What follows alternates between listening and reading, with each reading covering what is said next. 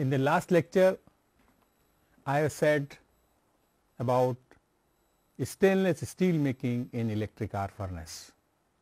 I have also said the different types of stainless steel which are to be manufactured for different applications. I have also said because of the limited availability of high quality stainless steel scrap, it has become important to use high carbon ferrochrome. Use of high carbon ferrochrome required to decarburize iron chromium melt, because most of the stainless steel applications, for most of the applications, they require carbon in a very low range. So, therefore, use of high carbon ferrochrome required the decarburization of iron chromium carbon containing melt. I have also said that decarburization in presence of chromium can only occur at very high temperature. If we blow oxygen until that high temperature reaches, chromium oxidizes in preference to carbon. I have also said at that time that we have to find out a temperature at which carbon oxidation begins in preference to chromium oxidation. In that connection, I had given you two equations, and those equations I have again written for you. That is the equation A. It tells the distribution of chromium and carbon as a function of temperature and partial pressure of carbon monoxide for iron, chromium and carbon melt. If the melt has nickel also, nickel increases the activity coefficient of carbon.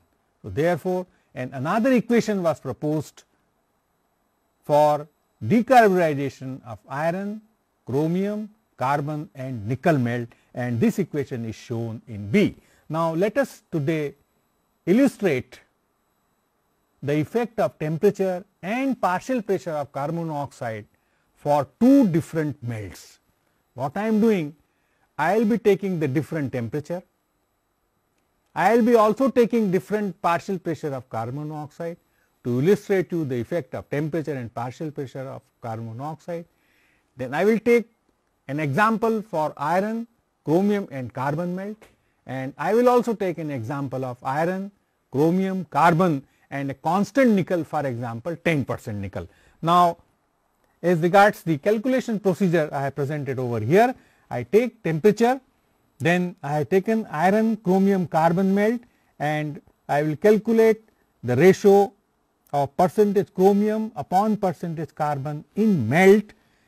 Next, I will calculate for the same temperature the ratio of weight percent chromium upon weight percent carbon in melt for iron, chromium, carbon and nickel. I am illustrating for a constant percent nickel, for example 10, you can calculate for example for 12 or 14 or whatever if the need arises. So, what I am doing, I am using the equations A and B for that calculation purposes. So, suppose I take temperature 1873 Kelvin, which is 1600 degrees Celsius. I substitute that value and I put PCO is equal to 1 atmosphere, then I will be calculating this ratio as 25 and here this ratio is 36. If I take now a temperature 1973 Kelvin, which is equal to 1700 degrees Celsius, then the ratio is 58 for iron, chromium, carbon melt and the ratio is 82 for iron, chromium, carbon and nickel melt. If I take a temperature now of 2073 Kelvin, which is 1800 degrees Celsius, then the ratio becomes 128 and here 172. If I take the temperature 2173 Kelvin, which is equal to 1850 degrees Celsius, the ratio becomes 240 and here it becomes 339. Now, mind you, these calculations are performed by taking partial pressure of CO that is equal to 1 atmosphere. What this calculation says? Increase in temperature increases the ratio of chromium to carbon in the melt. That I am going to write. Increase in temperature, increase in temperature increases percent chromium in metal upon percent carbon in metal. So, for example, if I take 1600 degrees Celsius as my temperature, then the ratio is only 25. If I take now 1850 degrees Celsius, the ratio is 240, which increases when nickel is there to 339. So, another is that for a given temperature,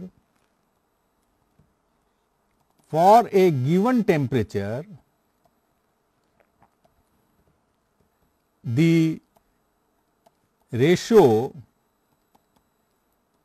percent chromium upon percent carbon in melt, it increases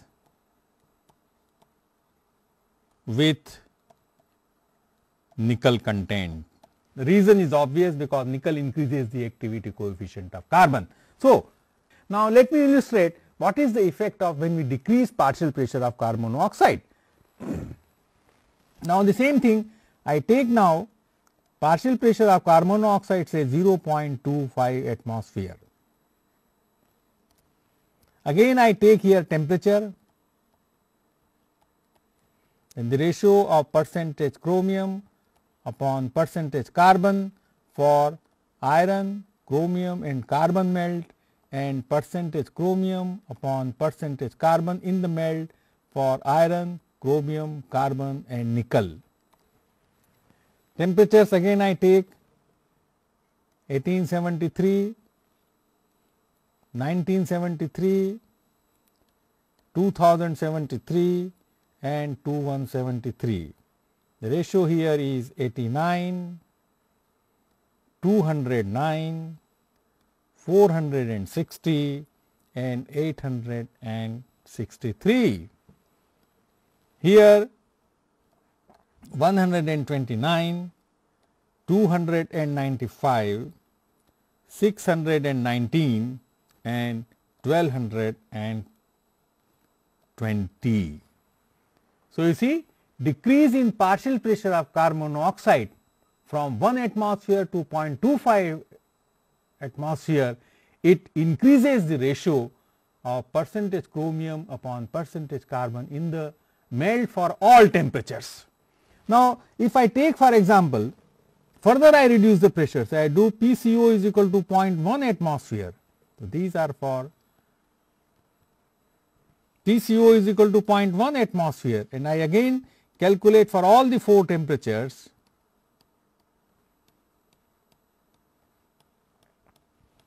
Then the ratio becomes 207, 488, 1077 and 2019. Here it becomes 301, 690, 1447 and 2852. So, what this calculation indicates? This calculation indicates if we reduce the partial pressure of carbon monoxide, then the ratio of percent chromium upon percentage carbon, it increases drastically.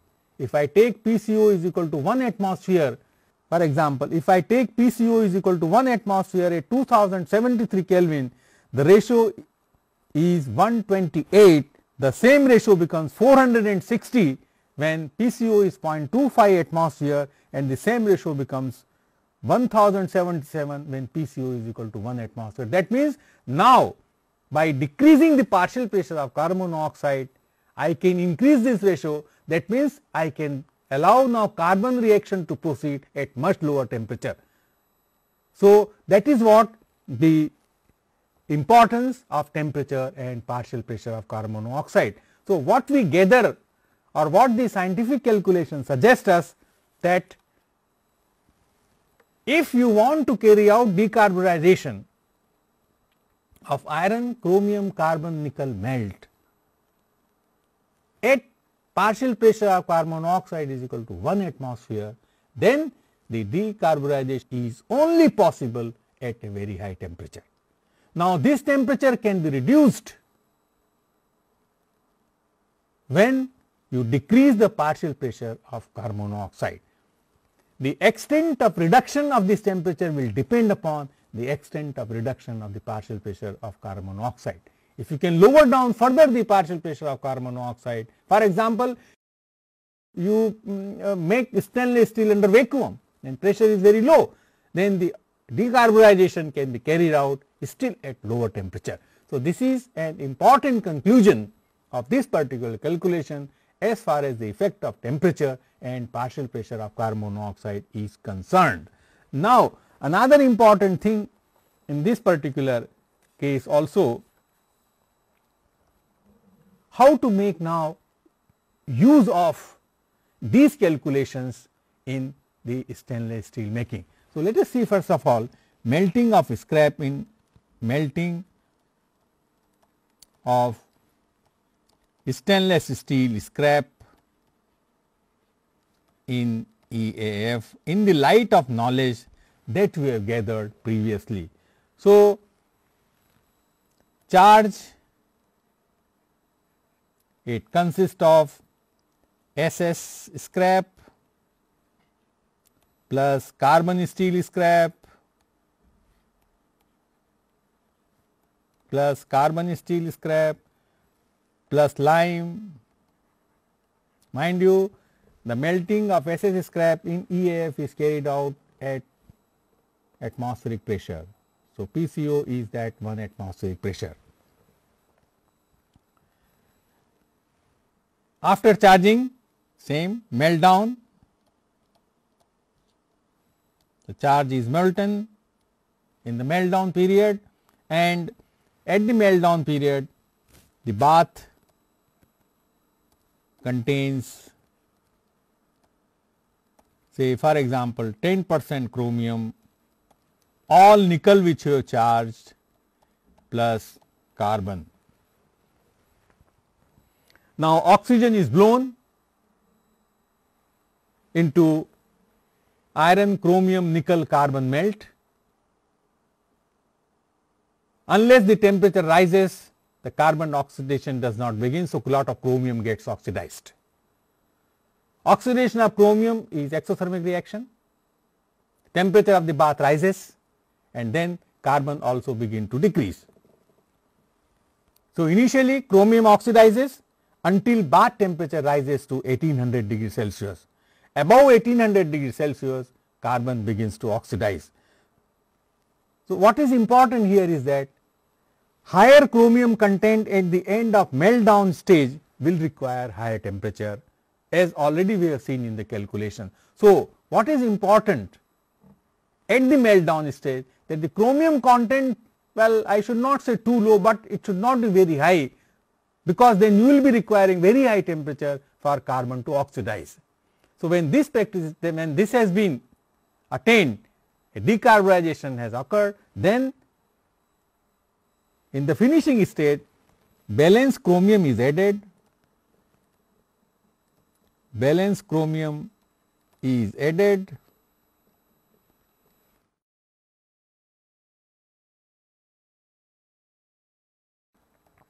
as low carbon ferrochrome,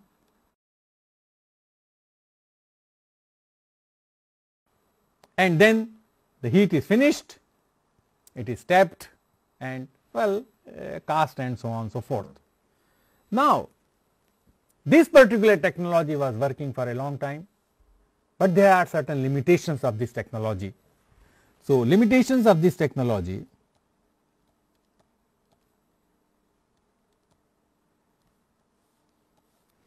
the first limitation of this technology is use of low carbon ferrochrome, use of low carbon ferrochrome. Second effect as a result of high temperature working in electric arc furnace is at high temperature,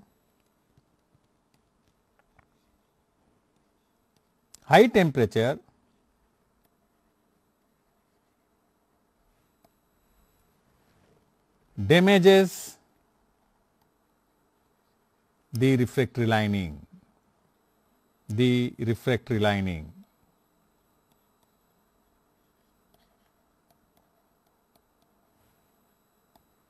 Third important point is this: a complete heat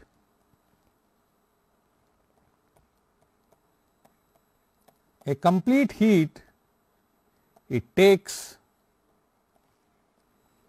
about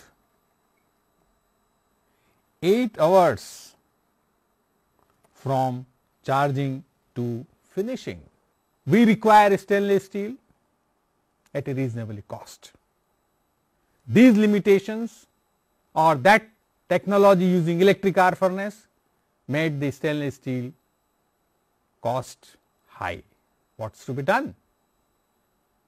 That is a challenge to the technologist, and these limitations that were imposed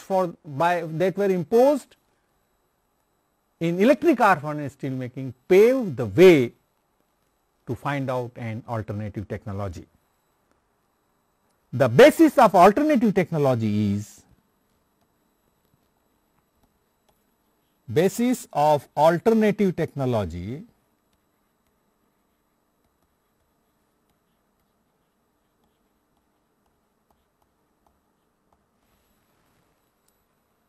one, to carry decarburization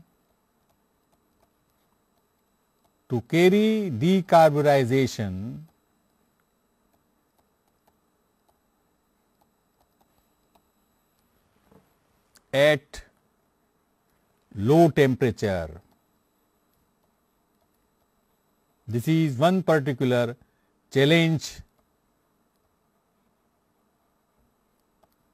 or one particular basis of development of a new technology, to carry decarburization at low temperature without oxidation of chromium.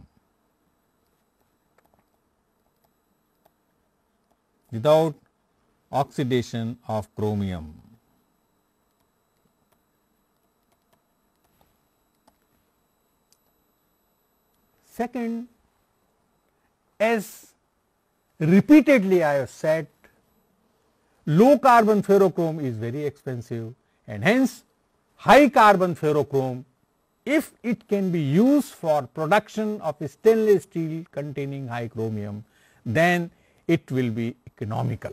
So, the second challenge was use of high carbon ferrochrome.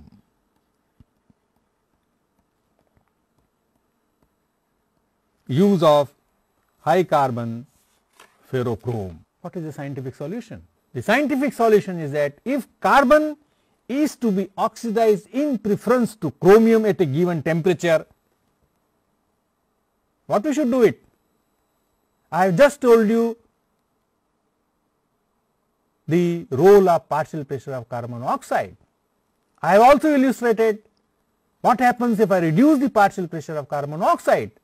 In the earlier calculation, I have shown you that reduction of partial pressure of carbon monoxide increases the ratio of chromium to carbon in the melt, and as a result I can produce a low carbon without causing oxidation of chromium. That is what the calculation we have seen. So, what is the solution? To oxidize carbon in preference to chromium, we must aim at the reduction of partial pressure of carbon monoxide below 1 atmosphere. For example, whatever you can reduce, you will gain in reduction in temperature from 1 to 0.5 to 0.25 or 0.1 as we have seen in the calculation, then this is possible. Simple, we can also see, for example, if I write down the reaction 2C plus O2, that is equal to 2CO. 1 mole of oxygen, it produces 2 moles of CO. So, obviously decrease in pressure will favor carbon oxidation. In presence, for example, if I have 4/3 chromium plus O2, that is equal to 2/3 chromium oxide. I need not want to carry out the calculation, just I have to see both these equations, and if I see both these equations, in the equation 1 there is a effect of pressure, in the equation 2 there is no effect of pressure.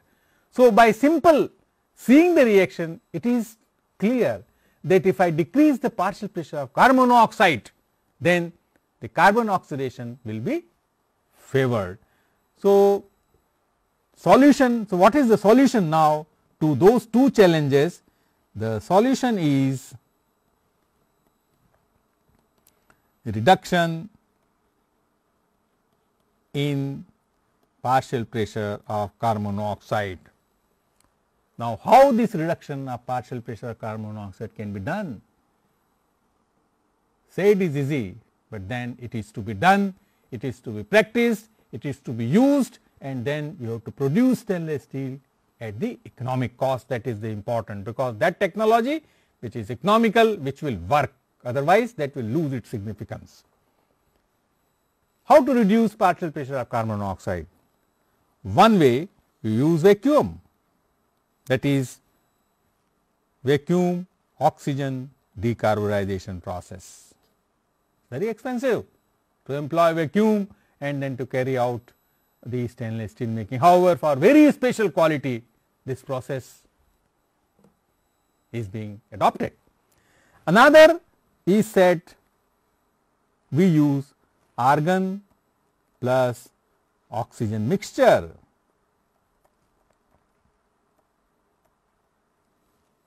Imagine if I take now a mixture of argon and oxygen instead of pure oxygen, then argon will act as a diluent and will decrease the partial pressure of carbon monoxide. So, this particular process using argon and oxygen mixture has become very popular, and this process is known as AOD. A stands for argon, O stands for oxidation, and D stands for decarburization. So, the whole process is known argon oxygen decarburization process. Now, let us see what this process is. So, argon oxygen decarburization process.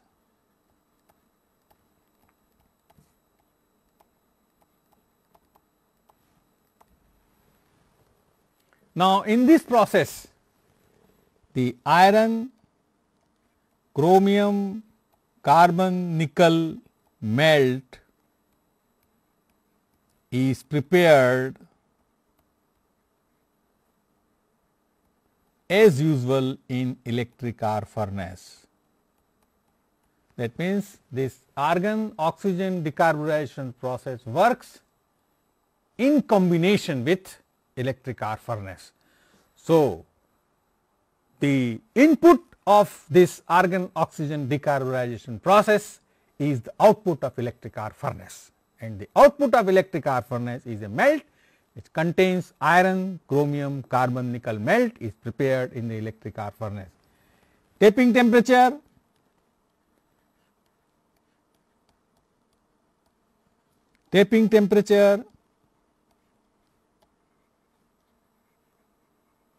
is 1500 to 1600 degrees Celsius.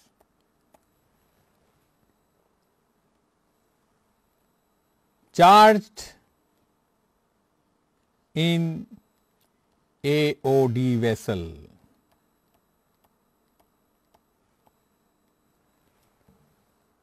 Here high carbon ferrochrome is used. High carbon ferrochrome is used to prepare stainless steel. So, typically I have shown AOD converter.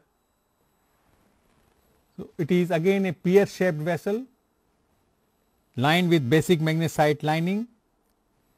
Now, the important point in this AOD vessel that these vessels are side blown.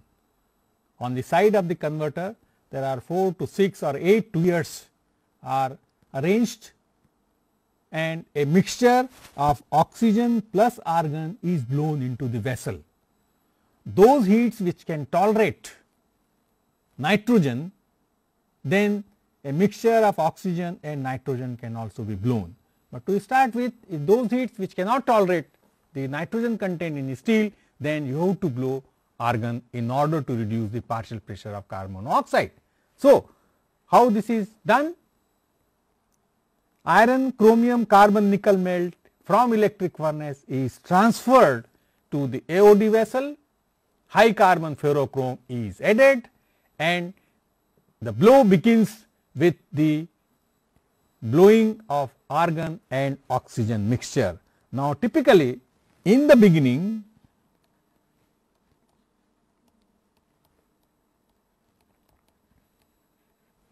oxygen is to argon ratio is kept 3:1. That is, in the beginning, until carbon reduces to around 30%. Now, since you are blowing along with the argon, so it is possible to carry out decarburization at a lower temperature also. Now, when carbon is reduced to 30%, then oxygen to argon ratio is decreased to 2:1. Now, you decrease the oxygen because you require less oxygen for the oxidation of carbon, and the bath is blown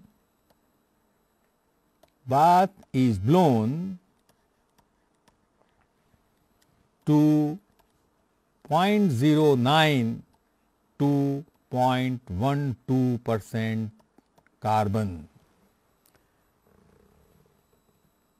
So, if you call this as a stage 1, this is stage 2, then in stage 3, the oxygen to argon ratio is 1:2 to bring carbon content of bath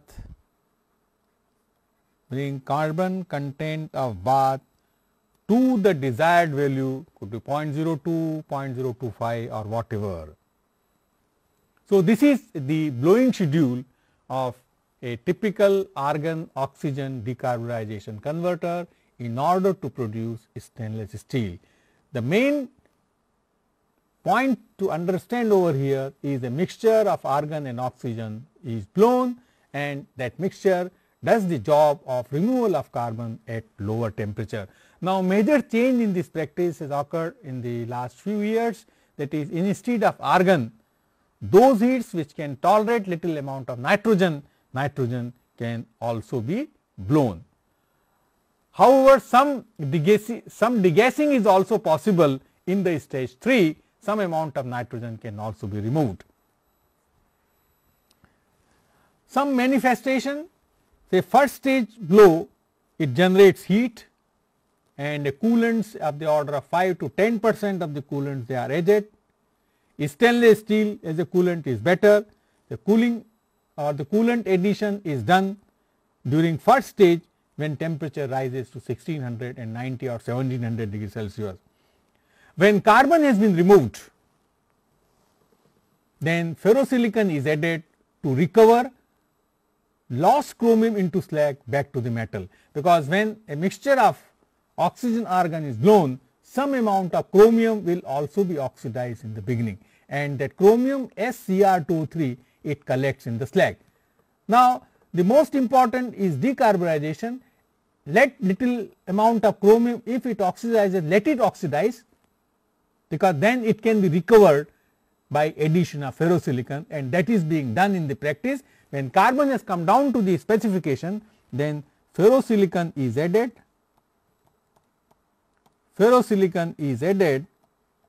to recover chromium oxide. Basicity of the bath is basicity of slag is maintained at around 1.5 to 2, and the reaction is Cr3O4 plus 2 silicon, that gives 3 Cr plus 2 SiO2. The chromium recovery, it may vary, but some figure like 97% chromium can be recovered from the slag back to the metal. Some sort of desulfurization can also be achieved. Desulfurization can also be achieved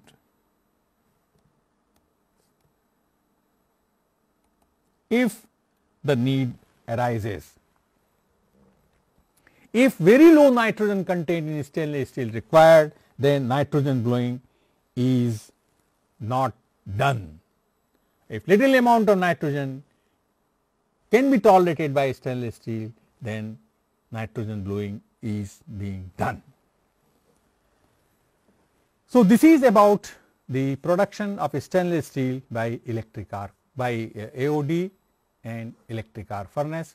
Now, this particular lecture concludes on modern steel making processes. Now, as a concluding remark, I have to say the following.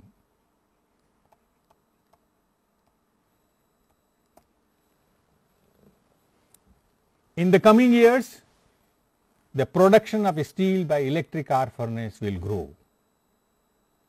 For very simple reason, if you compare with the route, coke oven, blast furnace and BOF, which is valid for integrated steel plant, the production of steel by electric arc furnace can be done at a very competitive price. So, in the years to come, the production of steel by electric arc furnace is bound to grow.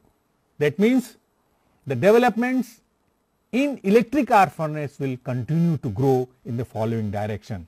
The first development that we will see, use of ultra high power input. Use of ultra power input, say for example, up to 1500 kilovolt ampere per ton of power input is envisaged. Second development is improved furnace and equipment design features.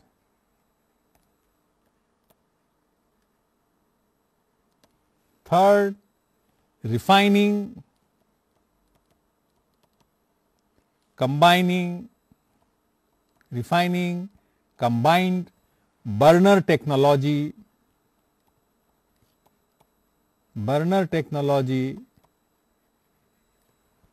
for enhanced EAF performance through oxygen injection, carbon injection, or through natural gas burner injection. These are bound to come.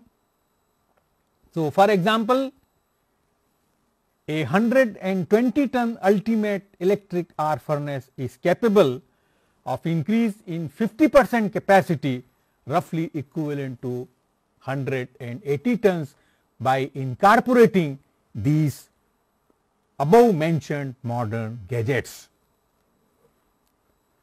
Also, the developments will go on in using the furnace for different charge mixes, starting from 100% scrap to a combination of scrap, DRI, HBI and hot metal. Now, I will give you some key data of ultimate EAF installations. Say for example, I put here some company, say Reveda Petrovsky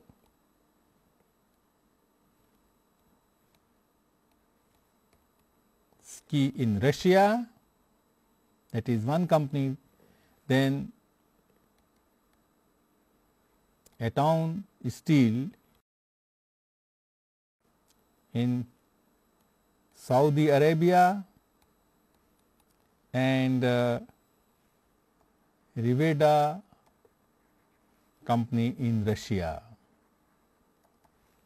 They have installed 3 most modern electric arc furnaces. Their specifications are as follows: 1, tapping weight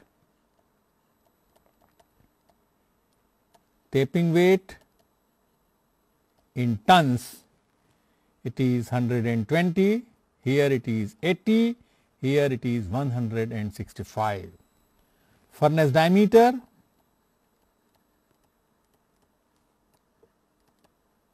furnace diameter 7.7 meter, 6.5 meter and 8.6 meter. Transformer, please note the transformer capacity. Transformer, here it is 150 megavolt ampere, then this corresponds to 1250 kilovolt ampere per ton. This furnace is operating. Here it is 105 megavolt ampere, which correspond to 1313 kilovolt ampere per ton, and here it is 195 megavolt ampere, which correspond to 1182 kilovolt ampere per ton. So, you can see now some plants are already working with the modern gadgets having ultra high powered furnaces. Now, these ultra furnaces, they have injection tools.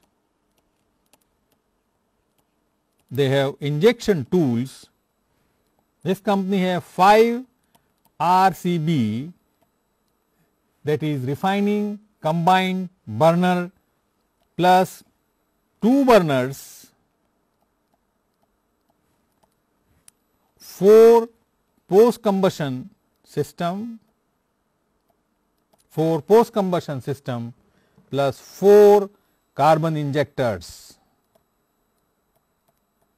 Appears to be the most modern furnace. This one is having 3 RCB plus 2 burners, 2 post combustion system, 2 carbon injectors, maybe because its capacity is low. Third one has 5 RCB, 3 burners. You know, the burners are used for meltdown period, natural gas and oxygen mixture, 4 post combustion systems and 4 carbon injectors.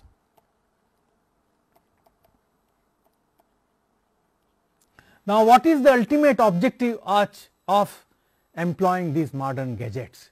The ultimate objective is to have a tap to tap time parallel to BOF steel making. You remember, a BOF steel making or a BOF converter taps 300 to 400 tons of steel in just a matter of 60 minutes, compared to electric arc furnace which use 1.5 to 2 hours.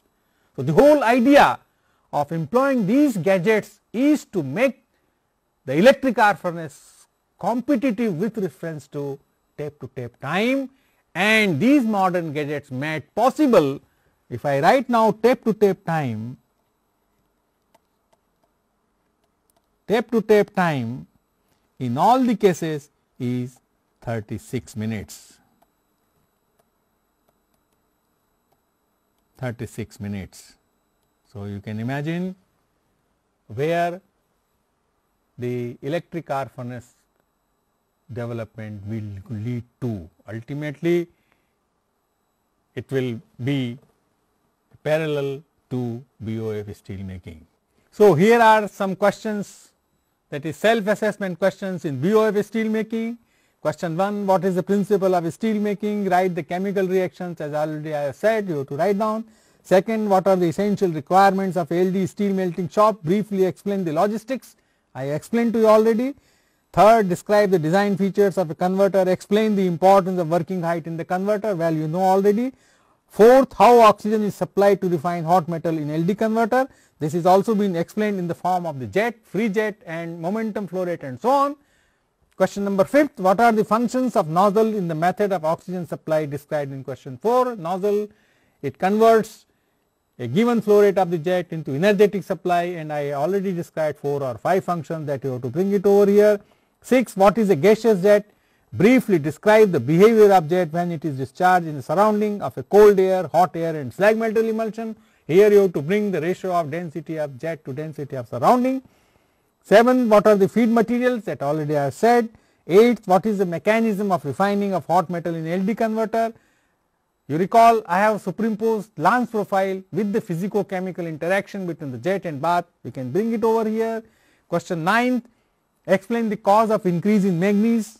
10, what is sketch carbon practice? 11, discuss the mechanism of foams and emulsion formation in LD steel making. This is also I have already described.